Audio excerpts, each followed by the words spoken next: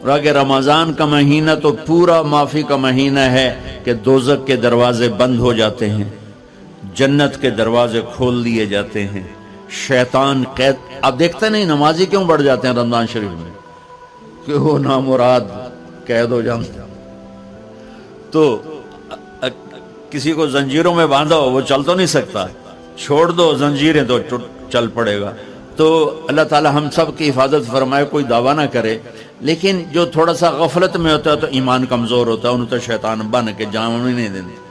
جمعے جاواں گے، جمعے کئی جمعہ بھی نہیں پڑھتے، عید تے جاواں گے، کوئی عید بھی نہیں پڑھتا. یہیں یہ ایک نگینہ سینما کے مالک نے بیان کروایا تھا اور اس نے بعد میں اس سینما کو گرا دیا. آج کل وہ کینیڈا میں ہوتا ہے. تو وہ سینمے کا جو تھا نا مینیجر، وہ میرے پاس آیا، کہا مولانا آج میں پہلی نماز پڑھی ہے. وہاں ہم نے مغرب کی نماز پڑھی. اس کے بعد بیان ہوا. بیان کے بعد وہ اتنا ہنگامہ ہوا کہ رش بہت تھا، تو وہاں نماز پڑھی نہیں جا سکے. ہم نے کہنے لگا میں چل رہا تھا میرے ساتھ ساتھ، مولانا آج میں پہلی نماز پڑھی. میں نے کہا کیا مطلب؟ کہا جی یہی کہ آج زندگی دی پہلی نماز پڑھی. ہوگا راؤنڈ اباؤٹ 40-45 سال کا. میں کہا پہلی نماز؟ ہاں جی پہلی نماز. جمعہ پڑھے؟ نہیں کدی نہیں. عید؟ نہیں کدی نہیں. آج پہلی نماز تواڈے پیچھے پڑھی. شیطان جب قید ہوتا ہے تو زنجیریں کھل جاتی ہیں تو نمازی بڑھنا شروع ہو جاتا ہے. اس کے بعد جو گھٹتے ہیں نا تو شیطان کی وجہ سے نہیں، اپنی عادت اور سستی کی وجہ سے. پہلے 2-3 دن بڑا جوش ہوتا ہے، پھر اس کے بعد گھٹتے ادھے کو پھر نکل جاندے ہیں، ادھے رہ جاندے ہیں. تو تراویح میں بھی پہلے پوری مسجد بھرے گی، پھر ایک صف جائے گی، پھر دوسری جائے گی، پھر تیسری جائے گی. تو بھائیو یہ رمضان آ رہا ہے، دیکھو میں ہاتھ جوڑتا ہوں، نماز 5 وقت سارا سال فرض ہے، لیکن روزے کی برکت سے کیا ہوتا ہے، شیطان قید ہو جاتا ہے تو وہ سارے بھاگے آ رہے ہوتے ہیں. اللہ سے مانگ لو اس رمضان میں کہ یا اللہ ایسی توفیق دے کہ موت تک نماز نہ چھوٹی. رمضان میں بہت سے لوگ رشوت لینا چھوڑ دیتے ہیں کہ نہیں جی ہن رمضان شریف آ گیا. رمضان شریف بھی تو آیا ہے، لیکن اصل میں شیطان قید ہوا ہے تو اب کہہ رہے نہیں ہوں رشوت نہیں لینی، مہینے بعد لواں گے. ڈنڈی مارنے والا کہتا ہے نہیں صحیح تولنا ہے، پھر رمضان تو بعد کٹھی کسر کر لواں گے. وہ کیا وجہ ہے پیچھے؟ ایک تو رمضان کی برکات ہیں، اور ایک شیطان کا قید ہونا ہے، اور ایک جنت کے دروازوں کا کھل جانا، دوزخ کے دروازوں کا بند ہونا، اللہ کے عرش کا پہلے آسمان پہ مستقل ڈیرا ڈال دینا، اور پھر اعلان کرنا ہے کوئی بخشش آنے والا ہے، کوئی معافی مانگنے والا ہے، کوئی توبہ کرنے والا ہے، کوئی جنت مانگنے والا ہے، کوئی دنیا مانگنے والا، آؤ مانگو. اور ایک فرشتہ اعلان کرتا ہے اے بھلائی کے چاہنے والے شاباش آگے بڑھ، اور دوسرا فرشتہ اعلان کرتا ہے اے برائی کے کرنے والے بس کر اور واپس آ جا، بس کر اور واپس آ جا. رمضان کا مطلب ہے جل جانا. رمضان کے لفظ کا مطلب ہے جل جانا. جلنے کا مطلب کیوں ہے اس میں؟ کہ رمضان میں اللہ سارے گناہوں سے اپنے بندوں کو پاک کر دیتا ہے اور ان کے گناہوں کو جلا دیتا ہے، جس سے وہ پاک ہو کر سونا آگ میں جل کے خالص ہو کے باہر آتا ہے. روزہ رکھنے والا بھوک کی آگ میں جل کے خالص ہو کے باہر آ جاتا ہے، اللہ اس کے سارے گناہ معاف فرماتا ہے.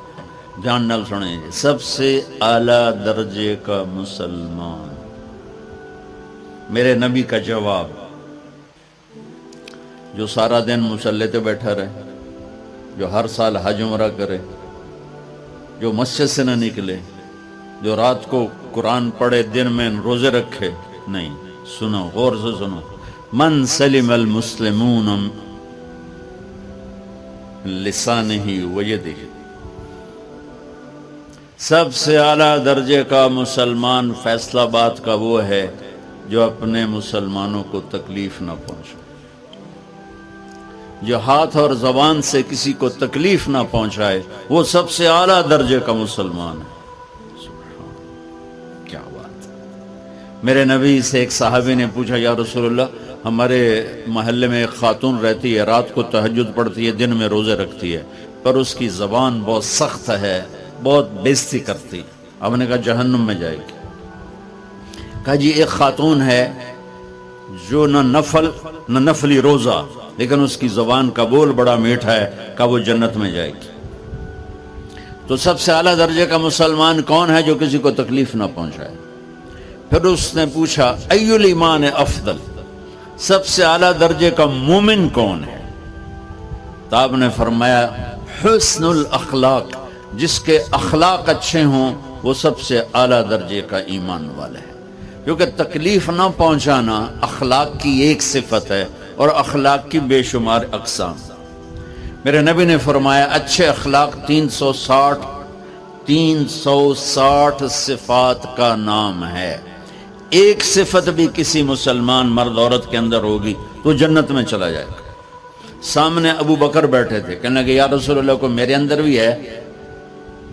تو آپ نے فرمایا تیرے اندر ساری ہے، ساری تیرے اندر ساری۔ تو ابتدا بھی بتا دی، انتہا بھی بتا دی، اور عبادت بھی مسلمان کو اخلاق تک پہنچاتی ہے۔ اب سنو قرآن سے، اللہ تعالیٰ انسان کسے کہتا ہے؟ ایمان والوں کو۔ ان الذین کفروا من اہل الکتاب والمشرکین فی نار جہنم خالدین فیہا اولئک ہم شر البریہ۔ سب سے بدترین مخلوق وہ ہے جو اللہ کو نہ مانے، جو اللہ کے دین کو نہ مانے۔ آپ نے کہا وہ سب سے بدترین مخلوق۔ تو لا الہ الا اللہ محمد رسول اللہ ہمیں انسانیت میں داخل کرتا ہے۔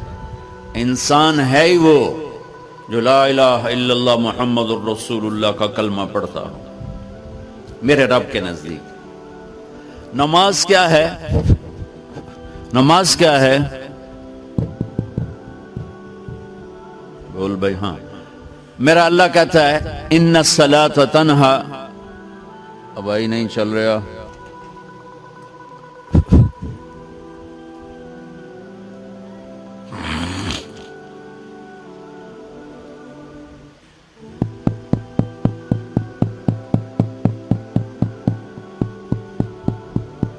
تھوڑی آواز ہے۔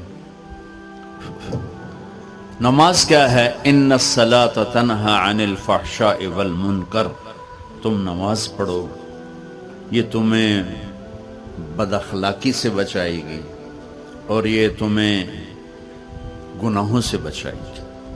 تو نماز بھی انسان کو اخلاق تک لے جا رہی ہے، فحاشی سے بچائے گی، گناہوں سے بچائے گی، اخلاق کی طرف سفر۔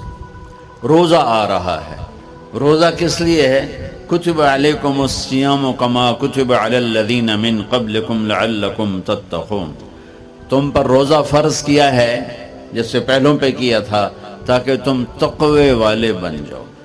تقوی والے کون ہیں؟ وسارعوا الی مغفرۃ من ربکم وجنۃ عرضها السماوات والارض اعدت للمتقین، کہ میرے بندو دوڑو جنت کی طرف جو تقوی والوں کے لیے۔ متقی کون ہیں دن تقوی والے یا اللہ کا؟ الذین ينفقون فی السراء والضراء، کا جو میرے نام پہ سخاوت کرتے ہیں، چاہے تنگ دست ہوں چاہے پیسے والے ہوں، چاہے تھوڑا مال ہوئے چاہے زیادہ مال ہوئے، وہ میرے نام پہ خرچ کر دیں۔ الکاظمین الغیظ، جو غصے کو پی جاتے ہیں۔ والعافین عن الناس، اور جو لوگوں کو معاف کر دیتے ہیں۔ اللہ تعالیٰ کہہ رہا ہے یہ تقوی والے ہیں۔ تو روزہ بھی اخلاق پہ لے جا رہا ہے۔ فمن فرض فیہن الحج فلا رفث ولا فسوق ولا جدال، میرے رب نے کہا حج کا ارادہ کر لیا ہے تو زبان کی گندی، زبان کا گندا لہجہ اور زبان کے گندے بول سے بچو، لڑائی سے بچو، گناہوں سے بچو۔ تو حج بھی میٹھے بول پہ لا رہا ہے، لڑائی سے بچنے پہ لا رہا ہے، نافرمانی سے بچنے پہ لا رہا ہے۔ خذ من اموالہم صدقۃ تطہرہم وتزکیہم بہا وصلی علیہم، میرا رب فرما رہا ہے میرے محبوب ان سے زکوٰۃ لیں، اور ان کو پاک کریں اور ان کا تزکیہ کریں، ان کو ایک اچھا انسان بنائیں۔